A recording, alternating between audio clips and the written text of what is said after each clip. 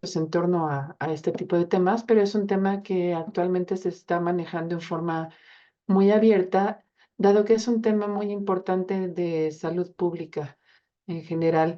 ¿Y por qué digo salud pública? Porque nuestro invitado el día de hoy nos va a hablar de todos los factores que están asociados a disminuir esta función en los hombres. Y bueno, pues esto es importante porque afecta directamente la calidad de vida. Entonces, Aquiles Rubio nos va a hablar de este tema. Él lo trabajó aquí en el instituto y es un tema importante del que a veces los pacientes, los hombres, nos tienen la confianza de comentarlo y nosotros quizá podamos dar luz en esto y definitivamente hay muchísimo que hacer como nutriólogos. Entonces voy a presentar también a Aranza que nos va a leer la semblanza de nuestro profesor invitado. Muchas gracias.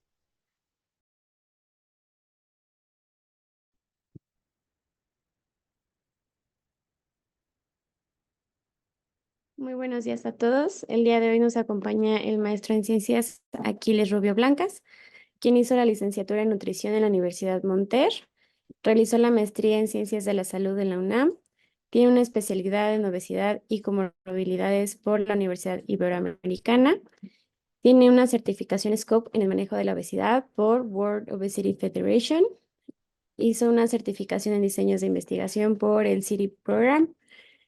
Cuenta con 6 publicaciones de 2 artículos, 2 capítulos del libro y ha participado como ponente en varios congresos y cursos nacionales. Actualmente es profesor de tiempo completo en la Universidad de la Salud. Adelante, maestro.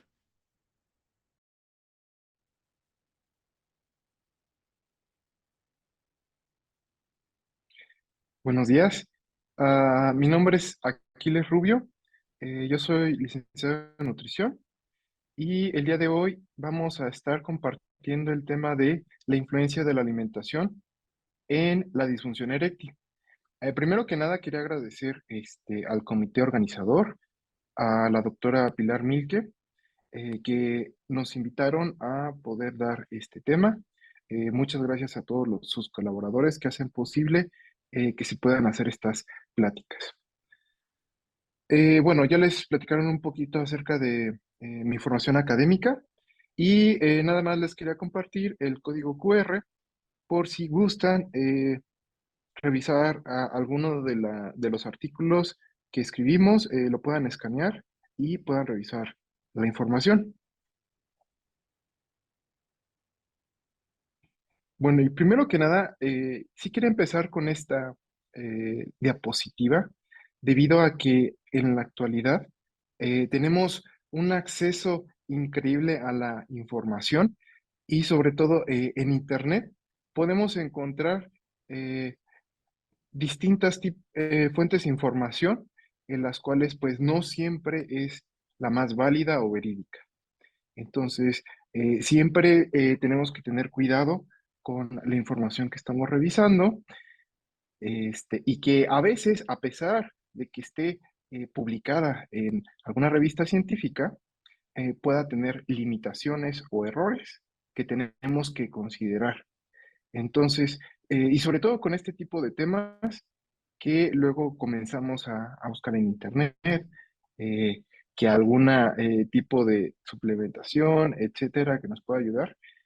Y entonces, sí les recomiendo mucho que valoren la información de dónde la estamos obteniendo y sobre todo que tengamos una lectura crítica de la literatura. Esto con el fin de que estemos más seguros de lo que estemos leyendo. Y ya comenzando con el tema principal que vamos a tomar el día de hoy, primero es bueno definir qué es este problema y según el consenso de los institutos nacionales de Estados Unidos, se considera como disfunción eréctil a la incapacidad de mantener una erección, ya sea durante la penetración o rendimiento sexual, que sea satisfactorio por al menos 6 meses. Y en la actualidad es una condición de salud bastante común que puede llegar a afectar hasta más de 150 millones de hombres en el mundo.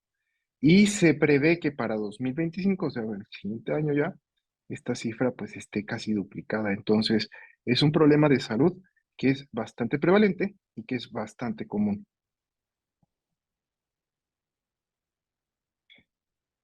De manera general, podemos hablar de dos principales o clasificar en dos principales causas de la disfunción eréctil. Tenemos por una parte las causas orgánicas, de las cuales pues son físicas y que por lo tanto vamos a ver más adelante que es necesario que el paciente tenga una evaluación por parte de un médico para descartar alguna situación anatómica o algún otro tipo de problema. Y también tenemos la causa psicogénica, que pueda ser generalizada o situacional. Esto también debiera ser atendido por algún profesional de la salud. Entonces, estas son las dos principales causas en las que podemos clasificar este, la etiología de la disfunción eréctil. Bueno, poniéndonos en contexto aquí en México, se prevé una prevalencia de 33,8% en hombres de 18 a 40 años, o sea, en hombres jóvenes. También esta situación se puede presentar en hombres jóvenes y como ya se conoce, esta situación aumenta con la edad. Entonces, en otros estudios, en distintos países, se ha visto una prevalencia de hasta 52% en hombres de 40 a 70 años. Entonces, como se puede observar, sí es una condición que se presenta en adultos de mayor edad, pero que también se puede presentar en adultos jóvenes. Tenemos distintos factores de riesgo que nos puedan predisponer a desarrollar eh, más esta condición, como lo son la diabetes, la hipertensión, la obesidad, el tabaquismo, las dislipidemias, también enfermedades mentales como la depresión y tener un estilo de vida sedentario. Esto debido a que puedan producir cambios hormonales que resulten tanto en niveles bajos de testosterona y sobre todo una función endotelial deteriorada. Entonces, este proceso se pueda ver muy afectado por cualquiera de estos factores de riesgo. Por lo tanto, es importante, primero que nada, verificar si la persona cuenta con alguno de estos antecedentes o padece alguna de estas enfermedades para dar un buen tratamiento. Entonces, como vimos, eh, estos factores de riesgo van a afectar desde la parte vascular, la parte neurológica, la parte hormonal. Sin embargo, también pudieran existir cuestiones anatómicas de las cuales pues el médico debería de evaluar para ver si es necesario realizar alguna otra opción. Y también hay causas psicológicas y emocionales. Eh, Durante consulta he visto a personas que tal vez este problema les afecta en situaciones en específico. Entonces, ah, también deberíamos de contar con un equipo multidisciplinario para atender también la parte psicológica, que también puede ser alguna de las causas de la disfunción eréctil. Bueno, de parte para diagnosticar qué es la disfunción eréctil, se lleva a cabo tanto por la historia clínica que va a realizar el médico, pero también se puede utilizar algunos cuestionarios. Por ejemplo, está el Índice Internacional de la Función Eréctil, de 5 ítems. También hay versiones de 15, pero en este caso vamos a revisar la de 5 ítems. Dependiendo del resultado que arroje la puntuación, se puede clasificar al paciente en que esté sano, que tenga una puntuación de 22 o mayor, que tenga eh, eh, un problema leve con una puntuación de 17 a 21, un problema leve moderado de 12 a 16 puntos, y a un problema que sea moderado de 8 a 11 puntos, y un problema severo de 5 a 7 puntos. Entonces, tanto nos ayuda a hacer el diagnóstico como a clasificar y conocer qué tan grave puede ser el problema que tenga el paciente. Entonces, este cuestionario no lleva mucho tiempo de aplicación y es una herramienta que nos puede ayudar mucho tanto a diagnosticar como a esta clasificación. Pero bueno, no solamente tenemos que considerar esa parte, ya sea el médico general o de primera atención o el urólogo, debería hacer pues una revisión física y evaluar distintos aspectos, ya sea como el pulso, la presión arterial y también la inspección física, ¿no? Para descartar algún problema anatómico o de otra índole, ¿no?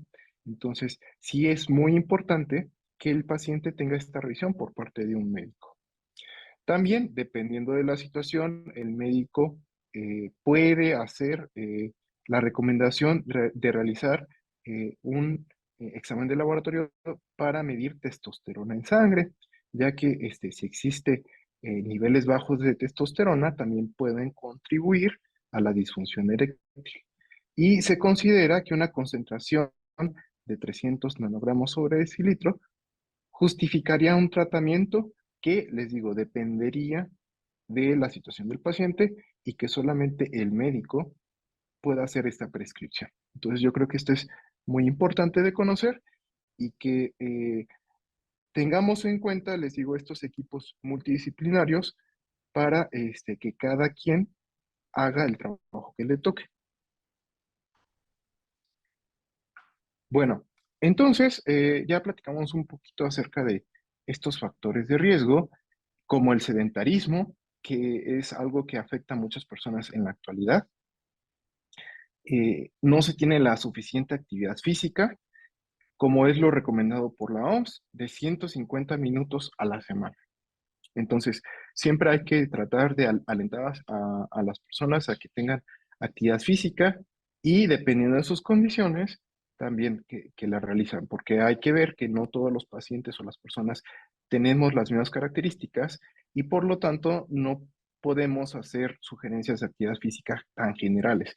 Tenemos que ser más específicos y considerar si la persona tuviera algún problema de movilidad o que se pudiera lesionar. Entonces, sí es bien importante que si se va a hacer una prescripción de actividad física, se haga de la manera correcta. La cuestión de la dieta, la alimentación, que es un factor sumamente importante que vamos a estar viendo más adelante, en el cual pues de aquí también puedan surgir algunos problemas como es dislipidemia, glucosa alterada en ayuno o ya también, por ejemplo, una enfermedad ya establecida como la diabetes. También tenemos la cuestión de la hipertensión arterial, el tabaquismo, que es sumamente importante y que afecta mucho a la disfunción endotelial.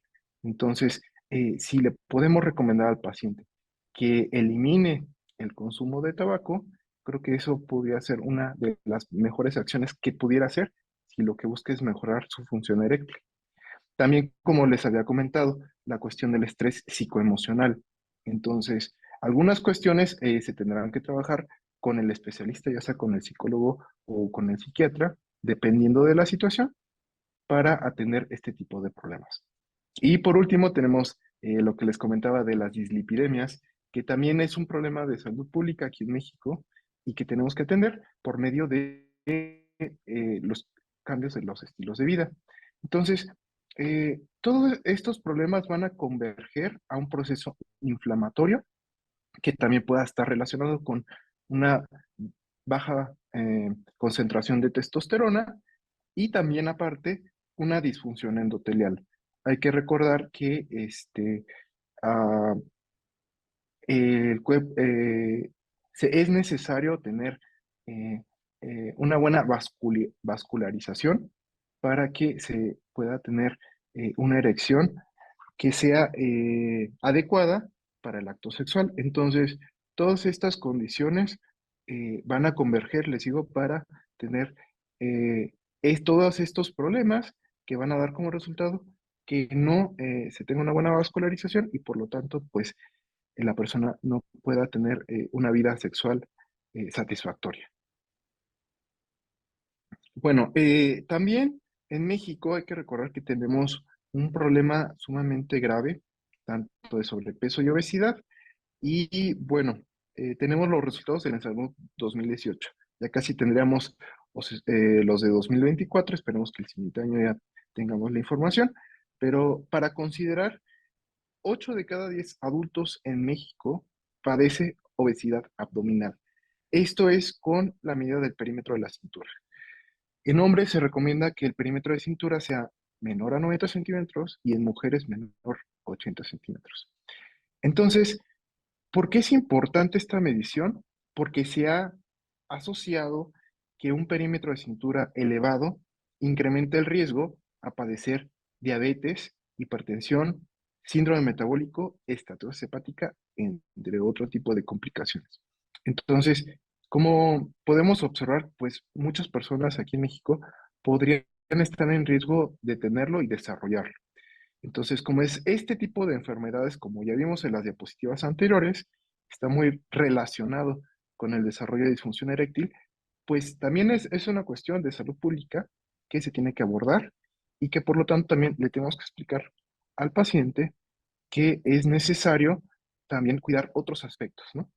Vamos a ver más adelante que la cuestión de la disfunción eréctil también puede ser como un tipo de aviso de que exista algún problema cardiovascular. Entonces, es una situación bastante importante.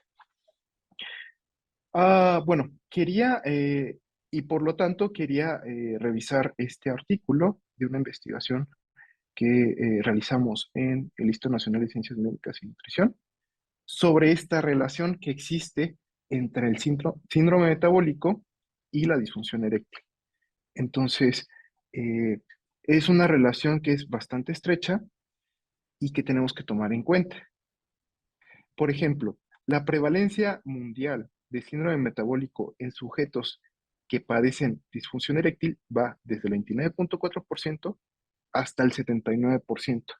¿Qué quiere decir? Que casi hasta 8 de cada 10 pacientes que tienen disfunción eréctil también padecen síndrome metabólico. Entonces, como les comentaba, hay una estrecha relación entre el síndrome metabólico, todas estas anormalidades, con la disfunción eréctil. Entonces, en el presente estudio, que fue un estudio transversal en el cual tuvimos la participación de 26 hombres con disfunción eréctil y estos fueron clasificados si tenían o no síndrome metabólico mediante el ATP3, que es una clasificación. Y entonces se pudieron identificar a más pacientes por disfunción eréctil severa y moderada en el grupo de síndrome metabólico. Entonces, en pacientes mexicanos, los que tenían más gravedad de disfunción eréctil eran los que padecían síndrome metabólico. Y en específico, los resultados de hemoglobina glucosilada y glucosa alterada en ayunas estuvieron asociados significativamente con el desarrollo de disfunción eréctil. Entonces, como les comentaba, es sumamente importante considerar todas estas anormalidades, tanto de el perfil de lípidos que esté elevado, como las, los cambios que puede haber en el metabolismo de la glucosa. Entonces, es una relación que está ampliamente estudiada. De hecho, existen varios consensos en los cuales se trata de diagnosticar el síndrome metabólico, pero que en realidad, pues, muchos de estos tienen eh, sus puntos de corte parecidos. Entonces, hay que considerar, por ejemplo, la glucosa en ayuno, los niveles de triglicéridos, la presión arterial, el colesterol HDL, etcétera, ¿no? Entonces, estos son parámetros que se deberían de considerar en todos los pacientes para llegar a buenas metas en el control del síndrome metabólico ya sea si nada más tiene glucosa alterada en ayuno, pues generar metas para que el paciente las pueda lograr.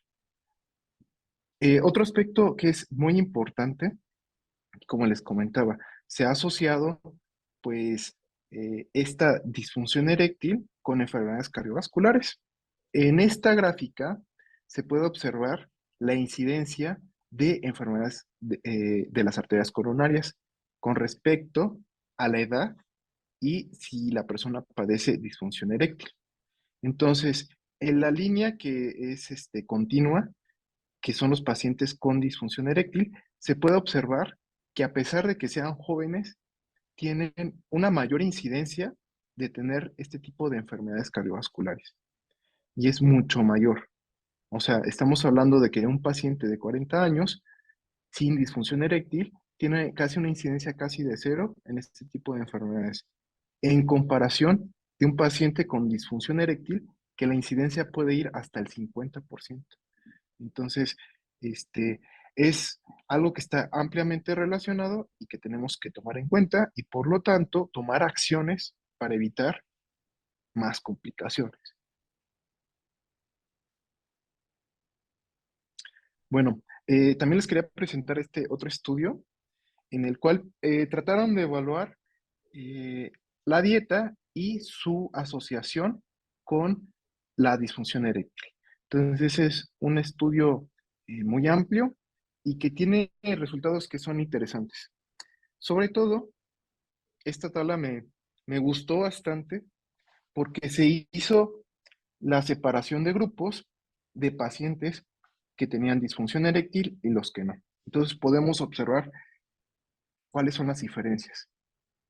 Entonces, ah, en edad, podemos ver que los pacientes que no tienen disfunción eréctil, en promedio, pues sí son más jóvenes, ¿no?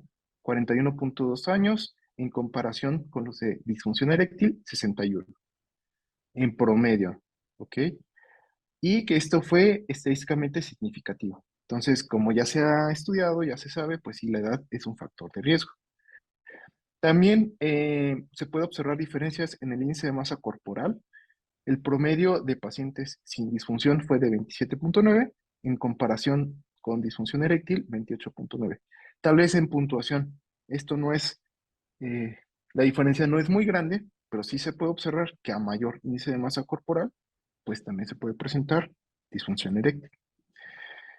También la tasa de filtración glomerular en los pacientes sin disfunción eréctil fue pues mayor, 96, en comparación con los pacientes que tienen disfunción eréctil, que fue 79, que también puede estar asociada con la edad, etcétera, ¿no?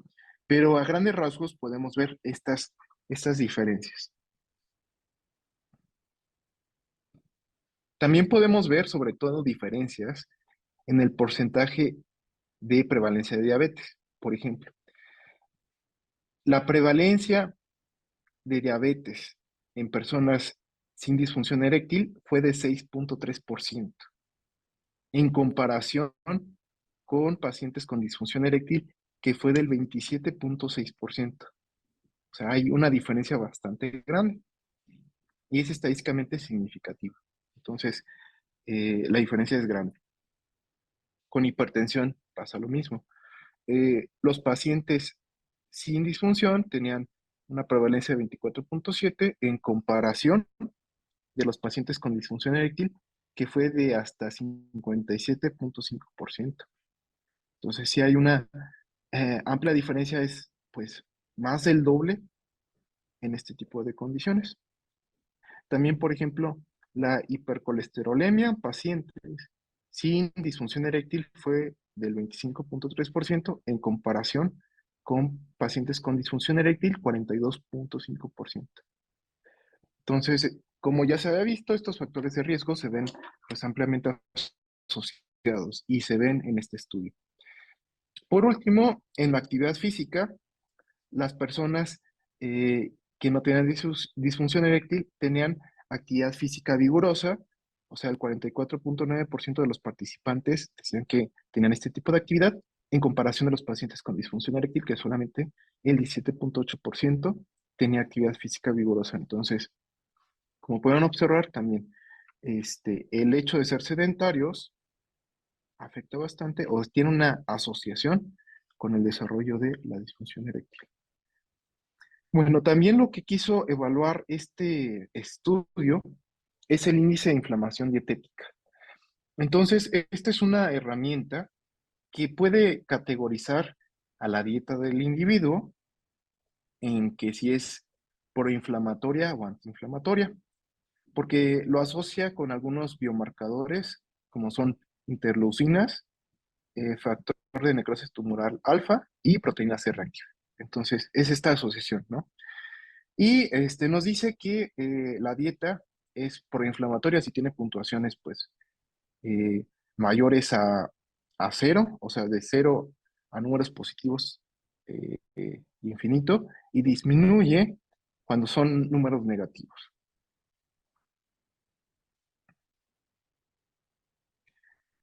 Entonces, en los resultados de este estudio, mencionaba que la media del índice de inflamación dietética en pacientes con disfunción eréctil fue de 0.8, en comparación del grupo sin disfunción eréctil que fue de 0.4. Entonces, sí podemos observar una diferencia, como les decía, tal vez no es muy grande, pero sí se puede ver esta tendencia de que los pacientes con disfunción eréctil tienen una dieta que es más proinflamatoria. Eh, bueno, después, posteriormente, los investigadores hicieron un modelo de regresión logística para ajustar algunas variables que puedan tener como que relación. Entonces, para evitar problemas de que algún otro variable pudiera estar dando este resultado, se hizo este ajuste por edad, por raza, si fumaba, actividad física, consumo de alcohol, hipertensión, diabetes, enfermedad cardiovascular, índice de masa corporal y filtración glomerular. Entonces, nos da un resultado ya con todo este ajuste de un odds ratio de 1.12. Entonces, ¿qué quiere decir esto? Que bueno, que los pacientes con un índice de inflamación dietético mayor tienen 12% más riesgo de padecer disfunción eréctil en comparación de los que tengan un índice de inflamación dietética menor. Entonces, sí tiene que ver, sí hay un efecto de que si tenemos una dieta proinflamatoria, pues también el paciente tenga más riesgo de padecer disfunción eréctil. Entonces, ¿cómo tendrían que ser las recomendaciones dietéticas? Bueno, deben de ser personalizadas, dependiendo de las condiciones de salud, también las condiciones económicas, geográficas, sociales de cada paciente, tomando en cuenta una evaluación nutricional completa. Entonces, no es que vayamos a aplicar un patrón de alimentación con todos los pacientes que tengan disfunción eréctil, porque las condiciones de cada persona puedan ser diferentes y también los factores de riesgo, etcétera, ¿no? Entonces, no podemos como que generalizar tanto a la hora de que si es ya una consulta personalizada, tenemos que considerar todos estos aspectos. Y sobre todo, pues, para el nutriólogo, tener todos los pasos del proceso de atención nutricional, que es tanto la evaluación, el diagnóstico, la intervención y el seguimiento. Entonces, es todo un proceso que tenemos que estar realizando. Y sobre todo en la evaluación nutricional, considerar los aspectos tanto que ya sabemos, ¿no? Antropométricos, composición corporal, podemos hacer hasta impedancia eléctrica, podemos realizar análisis vectorial de impedancia eléctrica, que también es bastante bueno. Considerar los estudios de laboratorio necesarios, que ya como les comenté, están asociados con el síndrome metabólico, perfil de lípidos, eh, glucosa en ayuno, puede hacer hasta una prueba de tolerancia a la glucosa, ¿no?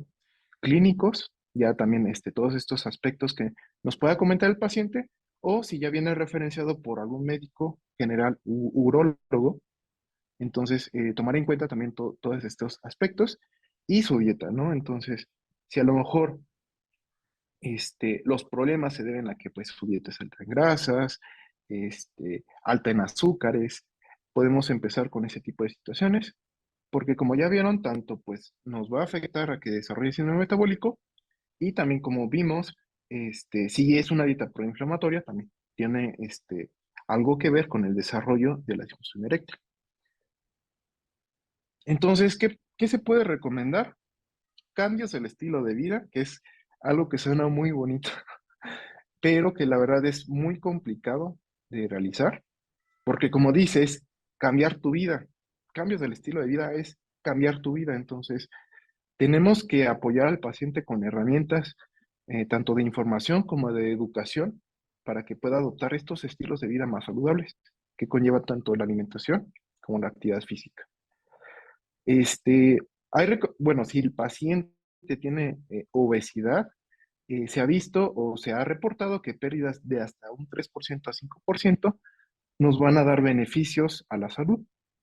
Lo óptimo pudiera ser que pudiera perder un 10% del peso actual si tuviera obesidad.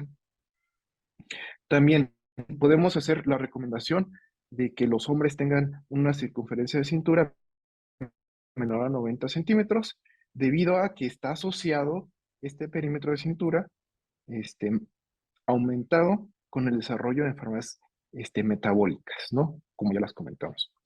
Que se mantenga en un perfil de lípidos adecuado, que es sumamente importante que estamos revisando eso. Y también tener metas de glucosa y hemoglobina glucosilada adecuadas. También si el paciente padece diabetes, vive con diabetes, este, tenemos que estar revisando todos estos aspectos para mejorar su calidad de vida en general y este problema que a lo mejor por el cual nos esté consultando que pudiera ser la disfunción eréctil.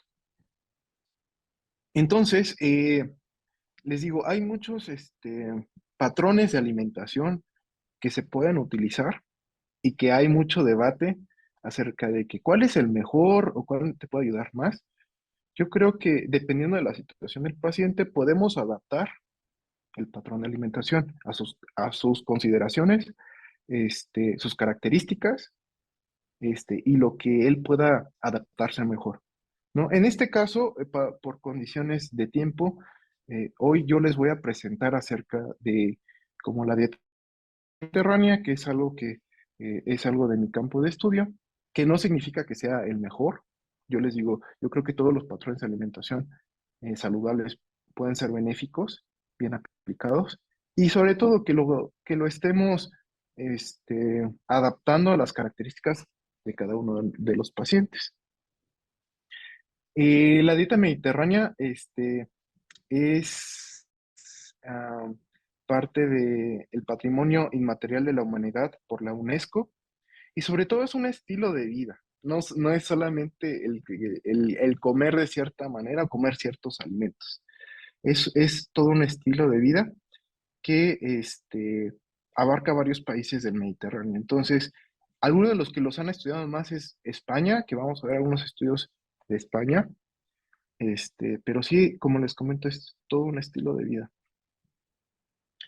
Y bueno, ¿qué tiene de bueno o qué puede aportar la dieta mediterránea, ¿no? Sobre todo, ácidos grasos monoinsaturados, ácidos grasos poliinsaturados, por ejemplo, también resveratrol.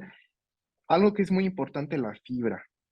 En la actualidad, la mayoría de las personas no tenemos un consumo de fibra adecuado. Entonces, eso también es algo que tenemos que tratar de favorecer. También es rico, por ejemplo, en licopenos, carotenos, flavonoides. Entonces, este, son algunas de las características de la dieta mediterránea. Por ejemplo, eh, los carotenos tienen un componente que es antioxidante, que puede ayudar al sistema inmunológico, también fotoprotección de los tejidos. ¿Y en qué alimentos se pueden encontrar este tipo de nutrimentos? Por ejemplo, espinaca, zanahoria, apio, papaya, brócoli. ¿No? También el licopeno, que tiene un efecto antioxidante que se encuentra en el jitomate. Y sobre todo ya cuando está cocido, ¿no? Tiene más concentración de licopenos cuando ya está cocido que crudo. Esa es como que este, también una característica. Polifenoles, que también tienen un efecto antioxidante, que pueden ser como el resveratrol, flavonoides. Entonces, hay personas que luego dicen, es que voy a tomar mucho vino tinto porque tiene resveratrol. Pues bueno, es que lo que pasa es que para que tuviera el efecto terapéutico, debías de tomarte pues varios litros de vino tinto. Entonces, no es lo adecuado, ¿no? Entonces, como también decir, es que este alimento tiene muchos nutrimentos que son buenos, voy a comer mucho.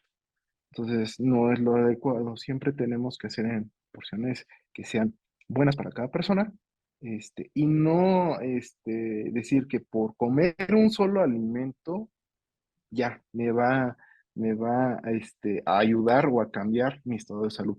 No, o sea, es la combinación de todos los alimentos que vamos a estar haciendo. Entonces, también para que no vayan a decir, me voy a comer un kilo de jitomate, o como les digo con el vino, es que voy a tomar mucho vino porque tiene resveratrol. No, porque ya tendrá un efecto contrario, porque este, ya es demasiado alcohol. Entonces, sí hay que tener mucho cuidado también con las cantidades. ¿Ok? La fibra. Tenemos pues distintos tipos de fibra, solubles e insolubles, que sobre todo se van a encontrar frutas y verduras y algunos cereales. Entonces, van a decir, ¿y cuál es mejor? Pues todas son buenas, ¿no? Entonces, dependiendo también de lo que tengamos a la mano de alimentos que estén accesibles a nosotros. Entonces, es que me van a decir, es que me dijeron que la pitaya tiene mucha fibra y tiene algunos nutrimentos que me pueden ayudar. Sí, pero a lo mejor no es temporada o es muy caro. Entonces, esto no se trata de que solamente estemos con un solo alimento, como un tipo monodieta, no.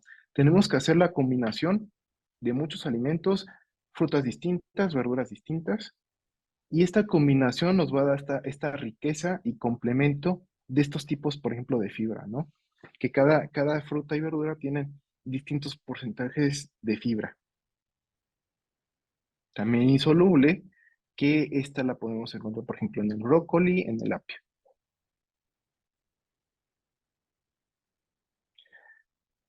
Ácidos grasos monoinsaturados, que podemos encontrar, por ejemplo, en el aguacate, y ácidos grasos poliinsaturados, que se pueden encontrar frutos secos, ¿no? Como la nuez.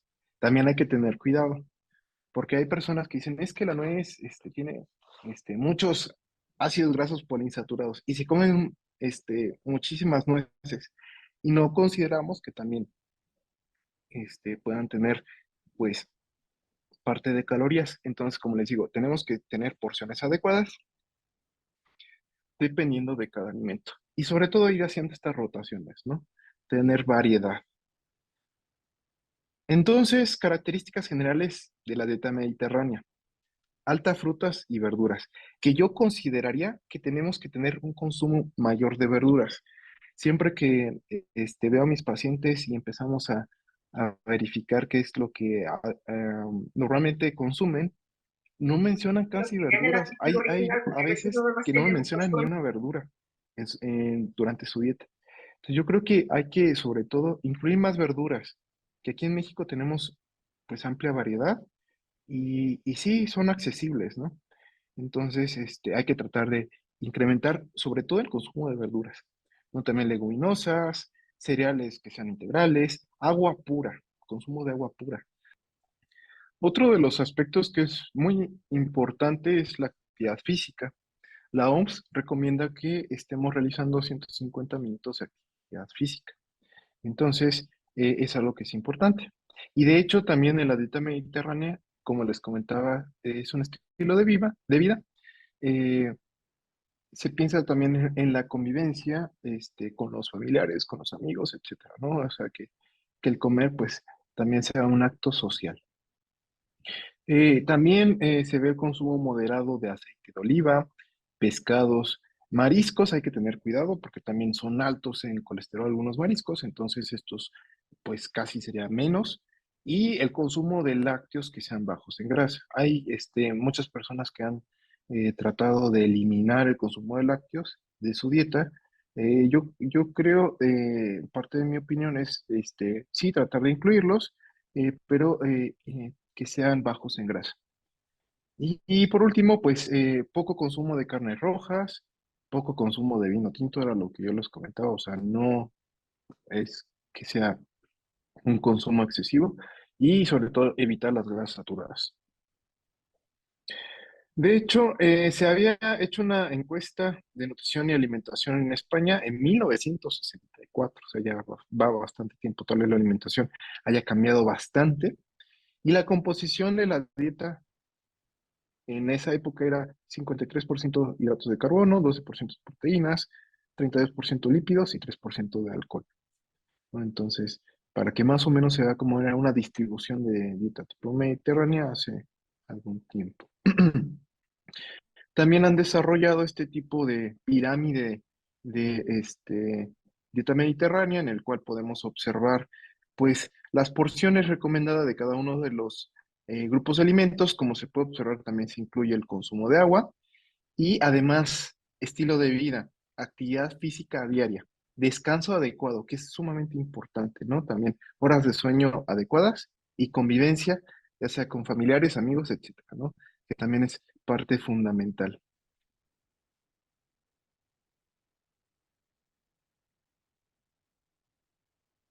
Bueno, también existen herramientas para medir la adherencia a la dieta mediterránea.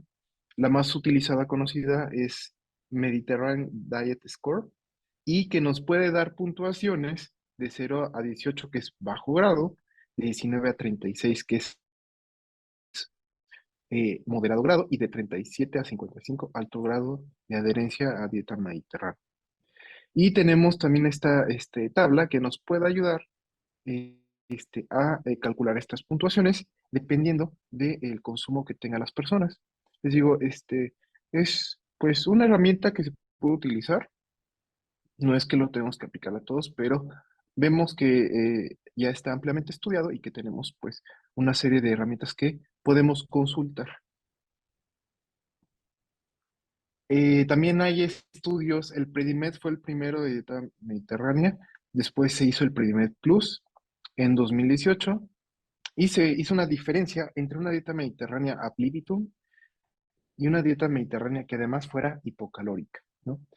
Entonces se hicieron sesiones grupales cada 6 meses y se les brindaba 1 litro de aceite de oliva extra virgen al mes. Entonces, para que las personas lo puedan hacer este, bien su dieta mediterránea, pues les daban este aceite de oliva. Y además también les daban 125 gramos de oleaginosas al mes. Entonces era este, su plan de alimentación y pues se les daba sus dotaciones de ácidos grasos buenos. Como resultados, pues se pudo observar que las personas que tuvieron una dieta mediterránea hipocalórica, pues obviamente perdieron más peso. Entonces, en conclusión, pues sí, la dieta mediterránea hipocalórica puede ayudar a disminuir la grasa corporal, mejorar la sensibilidad a la insulina, reducir los niveles séricos de triglicéridos, hemoglobina glucosilada, leptina y puede elevar las concentraciones de colesterol HDL. Entonces, puede ser una buena opción. Yo les digo, no soy de la idea de casarnos con un solo tipo de patrón de alimentación, pero como ya se puede observar, la dieta mediterránea, y en este caso hipocalórica, pues nos puede dar beneficios a la salud. Y bueno, iban a decir, bueno, pero el Mediterráneo está muy lejos de aquí, ¿qué podemos hacer? ¿Cómo se puede implementar la dieta mediterránea a la mexicana, ¿no? Ya también hay algunos artículos acerca de esto, pero bueno, podemos ir intercambiando algunos alimentos, por ejemplo, el uso de pescados que sean más consumidos aquí en México, como por ejemplo la trucha, verduras, sobre todo nopales, ¿no? Aquí que tenemos bastante nopales, chayote, acelgas, berros, calabacita, o sea, tenemos una amplia variedad de verduras que podemos utilizar. Frutas también que podemos utilizar que son más consumidas aquí en México, por ejemplo, la guayaba, ¿no? Plátano, papaya, etcétera, ¿no? Entonces sí tenemos como que muchas formas de cómo implementarlo y como les digo, sobre todo tratar de incrementar el consumo de verduras, que sí es muy bajo. Ver las maneras de cómo incluirlas. Hay distintos tipos de preparaciones en los cuales, si no les gustan, podemos incluirlas. Aceites, por ejemplo, que aquí tenemos pues aguacate, que es un, un regalo bastante bueno y delicioso. Y, por ejemplo, cereales. La tortilla de maíz es un excelente alimento, solamente que también en las porciones adecuadas.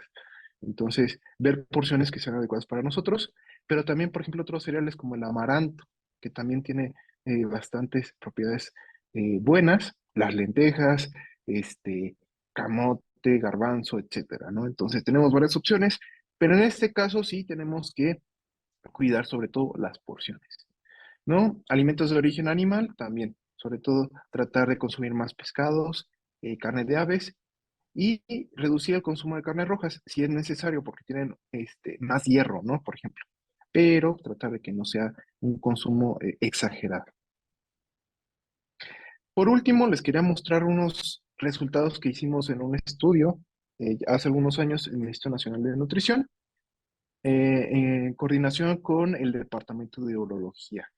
¿No? Entonces aquí se quiso probar el efecto de una dieta tipo mediterránea en pacientes con disfunción eréctil. Entonces a estos pacientes se les hacía el cuestionario IF de 5 ítems y se les daba citas cada mes para hacerles monitoreo y evaluación, que esta evaluación tanto era antropométrica como de estudios de laboratorio.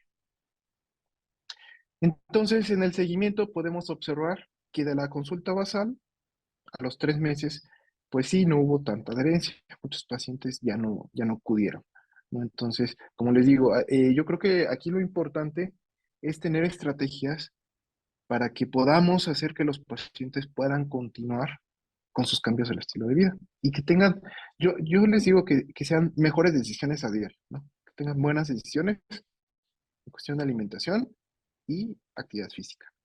Pero lo bueno, ¿qué fue lo bueno de todo esto? Que sí que, bueno, los pacientes que pudieron terminar el periodo de 3 meses con un tipo de dieta mediterráneo, tuvieron un aumento en su puntuación en el cuestionario IEF. O sea, en promedio que empezaron con 14, al final aumentó hasta 17,6 en 3 meses. Entonces, sí hubo una diferencia. Tal vez hubiera sido bueno que hubiera más adherencia y tal vez ver los resultados de este tipo de dieta este, con más tiempo, ¿no? A 6 meses, a un año, y sobre todo también el incrementar la actividad física, que, como pueden observar, únicamente con dieta mediterránea, a la mexicana, hubo un incremento en la puntuación, que pues ya nos puede decir que tal vez haya más efectos benéficos y cuestiones clínicas, ¿no? Entonces, la dieta mediterránea es un patrón de alimentación que es rico en fibra, vitaminas, fibra, antioxidantes, etcétera. Se ha evaluado la eficacia para distintas enfermedades.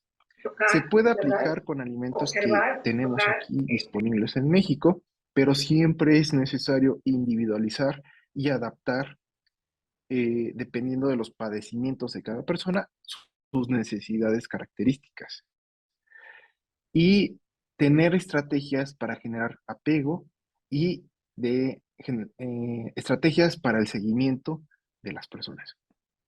Sobre todo, como les decía, hay que contar con un equipo multidisciplinario. En este caso, pues yo veo varios profesionales que estarían, que son necesarios, desde el médico general, el nutriólogo, el especialista, el urólogo, psicología y hasta el entrenador físico, porque si les digo, se va a hacer una prescripción de actividad física, tiene que ser adecuada a la persona. Considerar sus condiciones físicas de salud, evitar lesiones y que sea un ejercicio que dé resultados adecuados.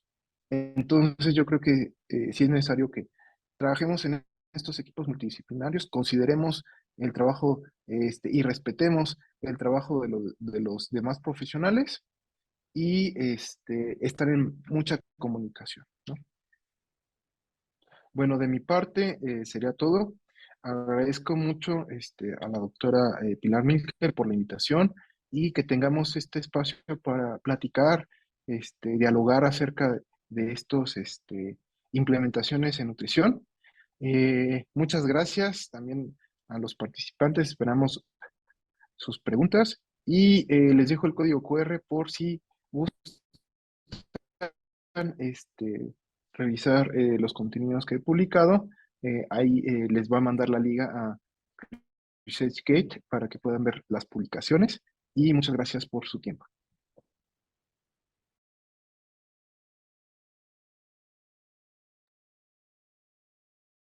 Aquiles, muchísimas gracias por esta conferencia tan informativa, tan completa y que realmente tenemos mucho que hacer, como les comentaba. Yo creo que ha sido sorpresa para muchos de los nutriólogos que nos están acompañando, que hay mucho margen para que nosotros podamos actuar y como siempre, el lograr un peso adecuado, el controlar la glucemia, el tener buenos hábitos de vida, también incluso el dormir es muy importante en este sentido y el evitar hábitos nocivos como el tabaquismo y el alcoholismo. En ese sentido, Aquiles, te quería preguntar sobre el consumo de alcohol. ¿Cuál es la percepción? Hay gente que cree que con una copita hasta es mejor, que porque se Mm. desinhiben, qué tal, pero ¿qué tiene que ver el alcohol en este sentido? Sí, yo creo que como habíamos presentado, también las causas de la disfunción eréctil pueden ser psicogénicas. Entonces, ¿qué puede hacer?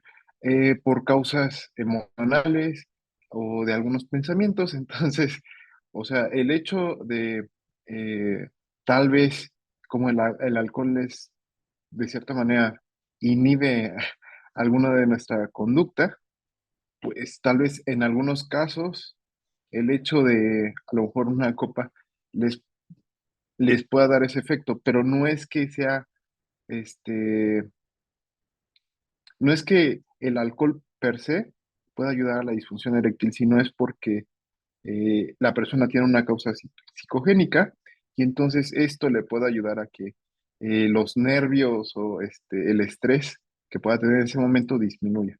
No, pero yo creo que lo que es mejor es que la persona pues aprenda a tener un buen manejo de emociones y sobre todo pues que tenga terapia psicológica o psiquiátrica dependiendo de la situación para que... Ujú. Muchas gracias. También comentan de cómo se obtiene este índice de inflamación. Mm. Sí, este es un poquito complicado.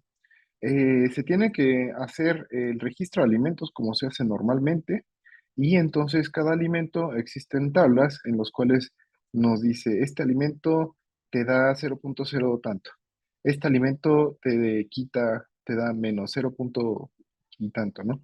Entonces se tiene que hacer la cuenta de todos los alimentos para que nos dé el balance general y los estudios que se han publicado, por ejemplo, lo menos, o sea, lo más antiinflamatorio es como -7 y lo más proinflamatorio que se ha encontrado es +8, más o menos. Entonces, sí se tiene que buscar las tablas y buscar alimento por alimento para hacer como que la cuenta y tener el resultado total. Creo que está apagado el micrófono. Sí, Dis- perdón, la dosis terapéutica del resveratrol, si es que hay algunos suplementos mm, donde evitemos el efecto del alcohol. Sí, porque Sí, ya dos, tres copas exactamente. puede ser nocivo, ¿no? Entonces el resveratrol así aislado. Sí, las dosis pueden ir de 150 a 500 miligramos al día, pero hay que revisar si existe evidencia para el padecimiento, lo que quisiéramos mejorar. En general, pues para lo que ya es como que a la cuestión antiinflamatoria, pero por ejemplo, no hay estudios para disfunción eréctil. Estuve revisando sobre todo que luego las personas quieren buscar alimentación para disfunción eréctil y que hay productos en el mercado. Por ejemplo, está el Tribulus terrestris. Este, en general, lo que menciona que ayuda el Tribulus terrestris es para que exista una mayor concentración de testosterona en sangre. Es como se vende, ¿no? El suplemento. Pero hay estudios que demuestran que no tiene ningún efecto sobre la testosterona. Entonces, es como pues estar tirando el dinero porque no te está ayudando en nada. Y a lo mejor va a haber personas, es que a mí sí me ayudó. Bueno, es que está el efecto placebo y también las causas psicogénicas de la disfunción eréctil. Entonces, yo creo que en cuestión de suplementación para disfunción eréctil, pues la verdad, no, también hay combinación de diferentes compuestos. Por ejemplo, está lo de L-arginina y ginseng con trigulus terrestres. Entonces, hay algunos estudios que como que lo eh, demuestran una pequeña mejoría, pero en comparación de un efecto mayor que pueda tener el hecho de que mejore el perfil de lípidos, que se controle la glucosa en sangre, esto va a tener un efecto mucho mayor, la pérdida de peso, que el hecho de estar tomando un suplemento, que no está muy esclarecido su efecto sobre la disfunción y sobre todo en las puntuaciones del cuestionario IEF. O sea, irnos a algo más clínico, no solamente percepción. Entonces yo creo que sí hay que tener mucho cuidado con la suplementación y yo creo que más que nada alentar a las personas a que tengamos una evaluación completa y mejor estar tratando los padecimientos que verdaderamente sí nos pueden ayudar a tener una mejor salud cardiovascular, disminuir el daño endotelial, que es lo que se debería de atacar para, sobre todo en las causas orgánicas de la disfunción eréctil. Entonces sí tener mucho cuidado con esto de la suplementación. Muchas gracias.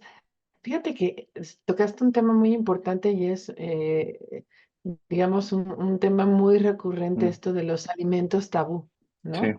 Los alimentos tabú, que disminuyen, pero sobre todo los afrodisíacos. Allí es donde dicen, y si hay afrodisíacos para el hombre, afrodisíacos para la mujer. sí.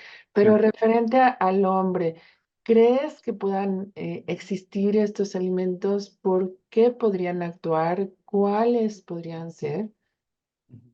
Sí, de hecho, esta pregunta pues es algo muy recurrente. De hecho, ya hay literatura, o sea, sí hay revisiones eh, que se han realizado para esclarecer esta pregunta y la respuesta es que no, no hay ningún alimento que pueda como que ayudar a que tenga la persona un mayor rendimiento, eh, por ejemplo, en esto de la función eréctil y que se puede deber más al efecto psicogénico o efecto placebo, porque, o sea, en teoría estos alimentos deberían de tener un aumento, ¿no? Por ejemplo, en el concentración de testosterona o de óxido nítrico para tener un mejor desempeño en la erección.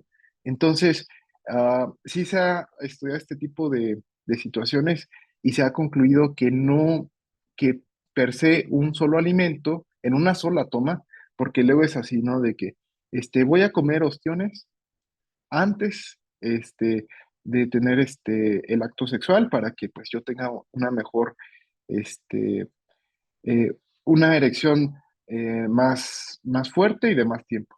Entonces, pues la verdad es que no, menos a corto plazo con una sola toma.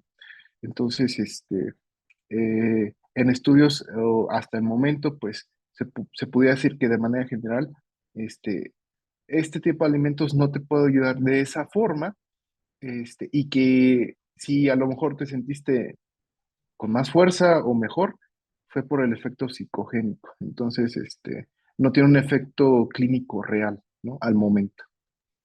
Claro, es como una conclusión muy prudente de tu parte y es verdad, ¿no? Pues hay felicitaciones, muy interesante la conferencia y el tema que es muy interesante. Felicidades por la ponencia. Hablan de que si esta dieta podría también contribuir con la inflamación de la vejiga, a mejorar. La, ¿Cómo? ¿La dieta mediterránea o cómo? Ahora sí. Sí, la dieta mediterránea, yo supongo. Inflamación de la vejiga. Pues es que, o sea, es que siempre hay que revisar cada caso, ¿no? Porque, o sea, ¿a qué se debe la inflamación? ¿Es debido a una infección? ¿Es Claro. debido a otro tipo de situación? Entonces, siempre hay que tener en cuenta cuál es la causa y ver si por medio de la alimentación eso se puede mejorar, ¿no? Entonces, algunas cosas, pues no pueden incidir. Tal vez de manera, yo creo que lo que tratamos de decir que puede ayudar de manera crónica a la inflamación general, ¿no? A no tener tantos radicales libres, etcétera, ¿no? Entonces, pero como que digamos que tuviera un efecto como un medicamento, pues tal vez. La verdad es que no. O sea, tiene Ajá. beneficios, pero también tiene sus limitaciones y hay que considerarlas también. Entonces, no creo que como para Pues una inflamación de ese tipo le pudiera ayudar. Habría que ver por qué sí, tiene esa inflamación. Ajá. claro, la inflamación de la vejiga normalmente es muchas veces es por infección y la infección, bueno, tú también tienes algunos presentaciones que hablan del jugo de arándano que es benéfico para estas infecciones Infección de vías recurrentes. urinarias. Ajá. Exacto, el arándano Sí, pero si es una especialmente. persona que tiene diabetes, o a lo mejor, pues el jugo de arándano, lo que pasa es que tiene mucho azúcar. Entonces también, o sea, tenemos que ahí tener un poquito de cuidado, ¿no? Como de que, Claro, ujú, le sí, agregan mucho azúcar para compensar el gran ácido que tiene. Lo sí, cierto es exacto. que el arándano tiene una gran cantidad de vitamina C, pero también tiene unos antioxidantes muy potentes, sumamente potentes, que ayudan en la inflamación. Pero pues sí hay algunos extractos, como A lo el mejor en mismo forma extracto de de resina. suplemento. Exactamente. Exacto. Sí. Exacto, o el jugo light, que yo creo que podría ser recomendable en estas cistitis, por ejemplo. Hay otra pregunta muy interesante, dice que si cuando hay A problemas ver. de Ujú, diabetes mellitus, mm, eh, ¿qué análisis clínicos podríamos pedirle a este paciente? mm. Yo creo que me imagino con respecto, o sea, es un paciente diabético que tiene esta queja de disfunción, entonces ¿cómo crees que lo podríamos seguir nosotros como nutriólogos? Como nutriólogos, pues siempre es importante, pues igual, considerar la glucosa en ayuno. Yo creo que sí, sí es importante tenerla. Y sobre todo también la hemoglobina glucosilada, porque nos puede dar un panorama un poco más amplio de cómo se ha comportado la glucosa en los últimos meses. Considera el perfil de lípidos. Las personas que viven con diabetes tienen más riesgo de tener enfermedades cardiovasculares. Entonces, sí considera esta parte. Y sobre todo, todo también, tal vez el examen general de orina, que es muy importante para igual descartar alguna infección. Yo creo que esos son los básicos. Y ya dependiendo, ya sea de si hay alguna otra comorbilidad asociada, pues agregar los que sean necesarios.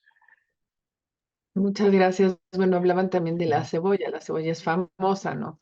Sí, Y ajo, ayuda cebolla.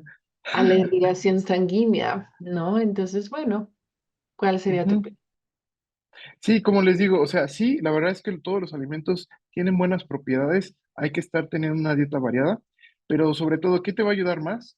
Si no haces ejercicio, pues que empieces a hacer algo de ejercicio, porque es que no podemos, ap- como que, aportarle este efecto solamente a un alimento y a una sola toma.